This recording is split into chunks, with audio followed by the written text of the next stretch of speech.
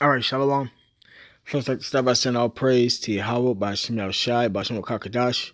Double honors to the elders and apostles that rule well, and salutations to the brothers that's doing the truth and sincerity.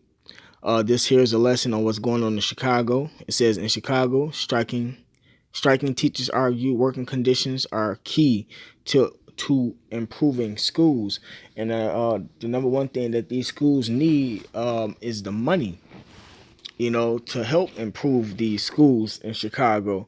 And the video clip is going to go in it, but they're out there protesting, man. And what they're doing is the same thing that's happening all over the world, except that all over the world is more violent, and all that is soon to come to America, like the scriptures say. So we are currently still in beginning stages, if you will. You know, these protests are going to turn very, very violent. To the point where people just start dying, and a lot of people ending up in jail or in hospitals and stuff like that because it's prophecy. So I'm gonna bring the scripture out real quick, and then I'm gonna play the clip.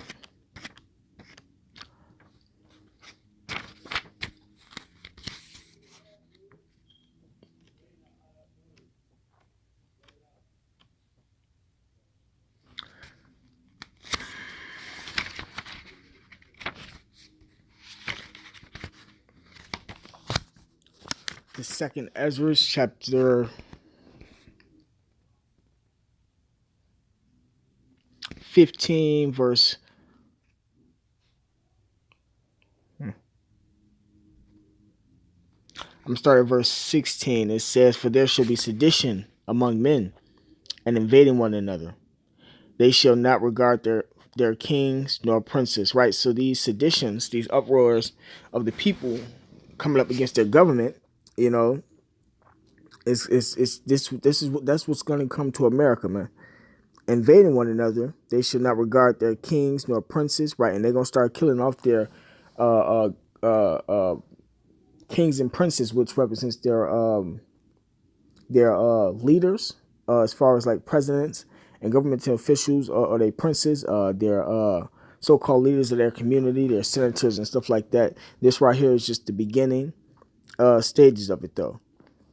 In the course of their actions shall stand in their power. So what you see here is really like I don't want to say the beginning because it's been happening for a while, but it hasn't went too far as of yet. But as you can see, the prophecy says that it's going to go far. So but I'm going to go ahead and play this clip. Chicago teacher strike enters its fifth day with no clear sign it might end anytime soon. As John Yang reports, teachers are calling for changes that include, but also go beyond, traditional pocketbook issues. And they charge that the city's new mayor is changing her position since coming into office last May. Thousands of striking Chicago teachers converged on City Hall today. As new Mayor Lori Lightfoot delivered her first budget, the teachers had their own spending priorities. The people of the city of Chicago demand funding and resources to go to the services of the city. We have to have schools that work for our children. We need a budget which speaks to our priorities, not just the priorities of developers. For the fifth day, the strike canceled classes for more than 360,000 students in the country's third largest school district.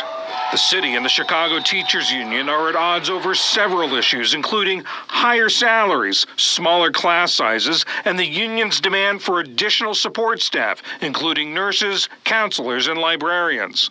Union President Jesse Sharkey rejected the mayor's call for teachers to return to classrooms. She wants us to simply give up on some of the most basic things that we're asking for. And that's not the way labor negotiations work. Lightfoot was elected on a progressive agenda and an education platform that includes some of the very changes the union is asking for. Now, she says, the city can't afford them. There's a finite amount of money that's available. You know, as you know, we're barely 2 years away from a moment where CPS was on the verge of insolvency. There's not an unlimited pool of money. Striking teachers say she has turned her back on her pledges. We need things in our classrooms that we're not getting. I have students that take medicine. I don't have a nurse to help me out except for 1 day a week. Parents are also feeling the toll. Yeah, all this is happening because this society is going down. Insolvency, I had to look up that word because I forgot to look it up. I didn't even know what it meant. So it says insolvency means the state of being insolvent, inability to pay one's debts. And we know America is in debt to the other nations. And so is the leaders, is the government officials, the officers, this, that, and other. They took on that whole spirit of debt and passed it down through this society, man. You know. This is Jeremiah chapter 51, verse 7. It says, Babylon has been a golden cup in the Lord's hand. Right, so Babylon was lifted up by the Lord through his people and made great through his people. You know, we the ones that set the foundation of this place and built this place up through the spirit and power of Yahweh Shema Shai. You know, through the spirit and power of Yahweh Shema Shai that made all the earth drunken. Right, and all the nations have taken on the philosophies of America, including their monetary system. The nations have drunken of her wine, therefore the nations are mad. Now the nations are upset and angry, man. It says Babylon is suddenly fallen and destroyed. How for her? Take balm for her pain, if so be she may be healed. Right, and that balm is talking about the money that they keep putting into the system to try to heal this system, but it's not being healed. It's getting worse. You know, the more money they put in, that's how they devalue the currency. So the dollar ends up becoming worth nothing. And not only that, all the nations that was helping and dealing with the U.S. currency have stopped dealing with the currency, man, which puts them in an even worse position. It says, we would have healed Babylon, but she is not healed. Forsake her. And let us go every one to his own country, for judgment reaches unto heaven. Right, so that's what's going on. The judgment of America is coming, man. The Lord finna get ready and destroy this place, man. And it's lifted up even to the skies. So. All scrambling to find daycare for their kids as talks drag on. But some say they still stand behind the teachers. We know that it's a sacrifice that we need to make in order to support the teachers. With no end in sight, the union said they'll be back on the picket lines again tomorrow. Negotiators have been meeting for several hours every day since the strike began. Education reporter Brandis Friedman has been covering the strike for Chicago Tonight on PBS member station WTTW. Brandis, thanks so much for joining us. What's your sense of how far apart the two sides are? You know, John, it's kind of hard to tell. Over the weekend, it seemed like we took a few steps forward, and then Monday and Tuesday, it seems like we took another couple of steps back. I know that both sides are saying they feel like they've made some progress, but then something would happen, like Mayor Lightfoot sent a letter, to CTU leadership a couple of days ago saying, you know what, we've made some progress, we've given you much of what we've asked for, what you've asked for. Why don't you and the teachers come back to work while we continue negotiating at the table? And we heard CTU President Jesse Sharkey and Vice President Stacey Davis Gates say that they felt like, that's not how negotiations work, and that their hopes of progress had been dashed. But I think they are making some progress and they are working towards each other, but they're sort of buttoning up these last few days over exactly how far apart they are on what we know to be the sticking points. And some of those sticking points, I mean, it's not just the usual pocketbook issues of pay. It's things like class size, prep time, support staff. Why are those issues so important to the teachers?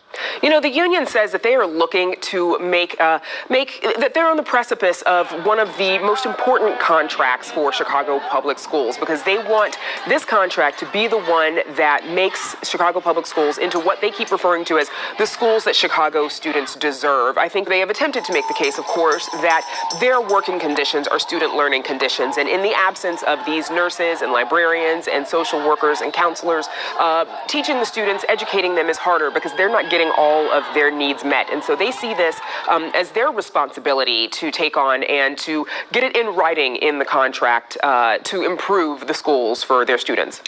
And this is the first big test for the new mayor, Mayor Lori Lightfoot. Some of the things that the union wants in the contract are things that she talked about, supported in her campaign. So why is this an issue now?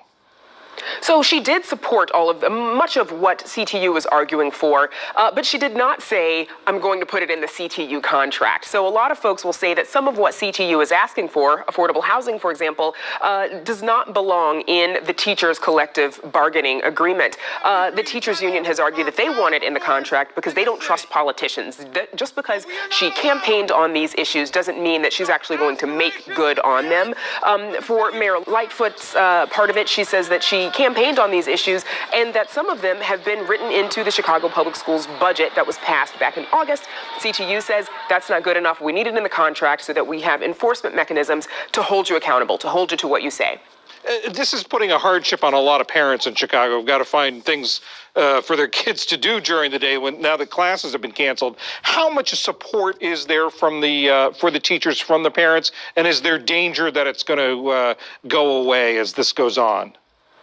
You know, it's hard to say. Like, we know that a lot of the parents who do support CTU, they are vocal. There are multiple organizations in Chicago that have expressed their support. Some parents are on the picket line with their kids and CTU. Now, the city does work with some sister agencies to make sure that students have places to go, like the public library, and schools across the city have been opened and staffed by members or employees from central office as well as principals for the students who have to come to a school. And as far as whether or not, they're going to lose parental support, I know that not all parents do support CTU in this. Whether or not they are a majority or minority of all parents, it's hard to tell, of course. Not all of them support CTU, and they are struggling, but I don't think that the length of this strike is going to have either side change camps. Brandis Friedman from Chicago Tonight on WTTW. Brandis, thank you very much. You bet. All right. So I'm going to end it off with these last two scriptures. This is Proverbs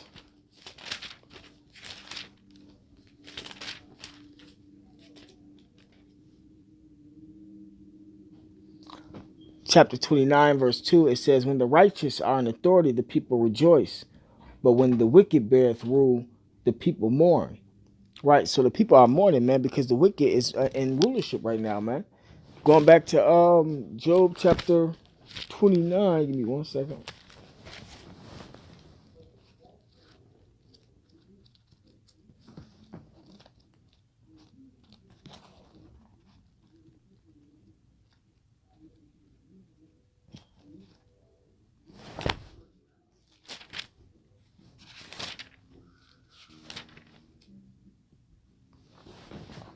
This is Job chapter 29. It's like y'all can.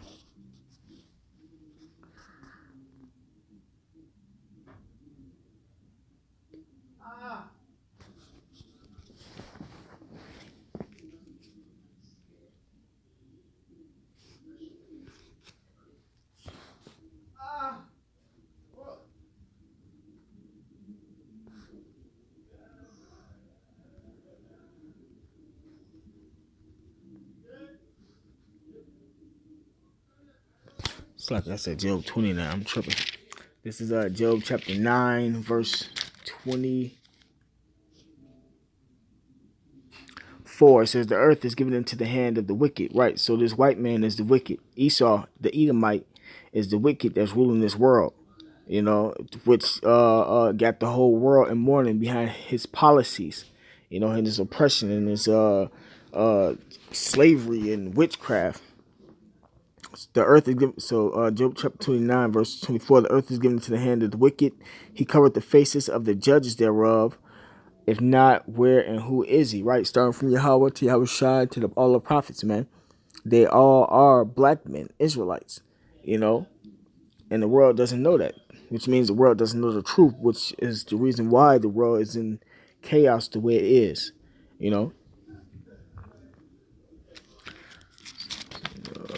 I'm going to end it off with this scripture right here.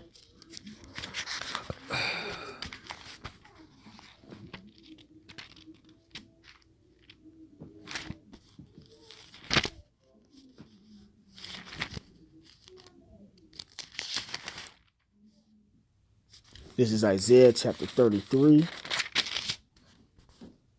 verse 6. It says, "And wisdom and knowledge shall be the stability of thy times." Right? So the wisdom and knowledge is what's going to keep you. You know, keep your faith builded up. You know, the wisdom and knowledge of the scriptures. You know, because this right here is just the start. You know, these schools and them wanting money and all that stuff is not coming back, man. And it's only gonna get worse. So if you know that, you will be preparing yourself for what's to come. But you know, the only way you're gonna be saved is through the spirit and power of Yahweh Shema Shai. So it says Isaiah chapter 33, verse 6, "And wisdom and knowledge shall be the stability of thy times, and strength of salvation. The fear of the Lord is his treasure." Right? So you gotta fear the Lord, man. But with that being said, all praise to Yahweh Shema Shai. Double honors to the elders and apostles that rule well. And salutations to the brothers that's doing the truth and sincerity. Shalom.